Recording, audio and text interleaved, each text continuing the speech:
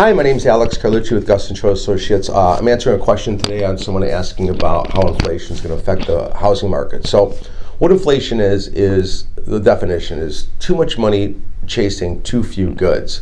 So with the government printing all this money, that's circulating around in our economy and it's chasing the goods that are available.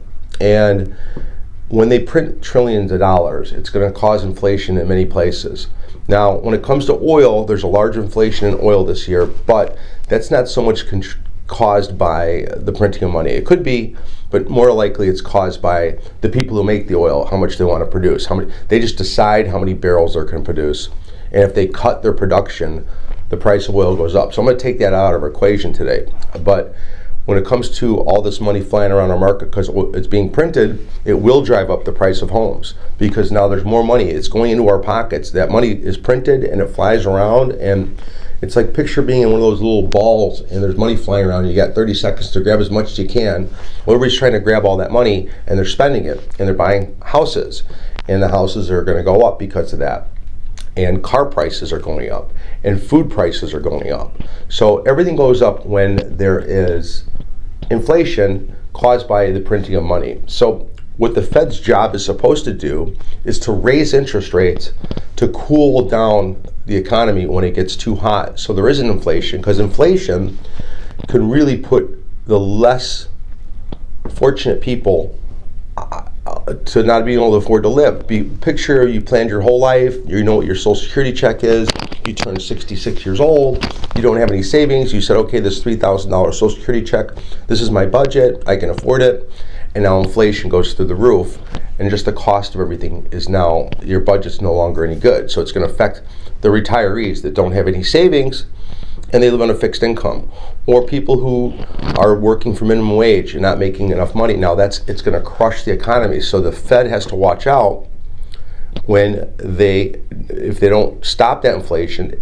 The people who are in the lesser income categories make up a very large percentage of our economy, and if those people start struggling, then everything kind of tumbles around with it. So their job is to control inflation by raising interest rates. And at the same time right now in our economy, they don't want to raise interest rates because of COVID, because they want to make sure everybody's back on their feet, because if they raise rates and slow it down, it might cause all these restaurants that just reopened to not have any business because now the economy was slowed down by higher interest rates. So when they raise rates, it would slow down the housing market. It would slow down the car buying. It would create people not out there. Like you go to a mall right now and everybody's at the mall buying clothes. I mean, it's packed. The parking lot's full to the streets. It's crazy. The food is probably the inflation might be there to stay until the farmers can readjust their prices. That's a supply chain issue. So if they slow the economy down, they might send workers back into the places where they used to be. I think we dislocated all the people who are working by all these great times with all this money being printed, that people have left the jobs that they used to do, like working at fast food, and they got in the mortgage business because they got offered more money. If we slow this all down, the people that really shouldn't have been in the mortgage market go back to the fast food restaurants, or they go back to the supply chains and work in the factories and help process the beef, process the corn, and then the supply chain gets back to where it used to be. So that's their job, is to slow it down when it gets too hot. But the other side, we really can't do that right now because we're not sure where the economy stands. So it's kind of a trick that they're in, how to make this balance and come out of this thing okay. So how does inflation affect the housing market? Well, it's going to drive your prices up until the rates get raised to a point where it's going to turn houses the other way, along with the rest of the cost of goods in our economy: cars, milk, clothes.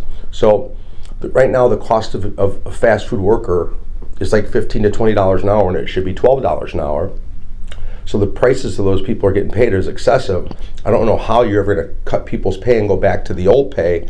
We're in a really messy situation because of inflation. Just want to let you know.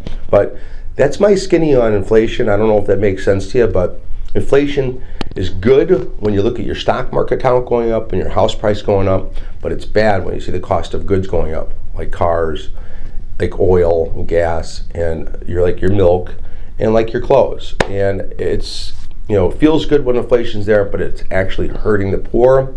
And those poor people are actually keeping the economy stable, so you can't put them out of business, because if they go out of business, then we start getting taxed more to take care of them to stay at home because there's no jobs for them. So be careful wishing for all this inflation. It's not a good thing, even though it feels good temporarily. It should be a nice, steady amount of inflation every year. 2% is a healthy inflation rate. We're running at 6% right now per year. If we did that for the rest of our lives, we would be putting the poor people out of business, because they wouldn't be able to survive on that money. Now, the good thing about the old people who live on fixed income is they do adjust that from year to year, and they try to keep up with inflation. But the poor people's wages and jobs are not guaranteed for them. So again, that's my take on inflation. If you got any questions, you call me anytime. My phone number is 630-915-7550, and please subscribe and hit the like. It helps us help you. Thank you.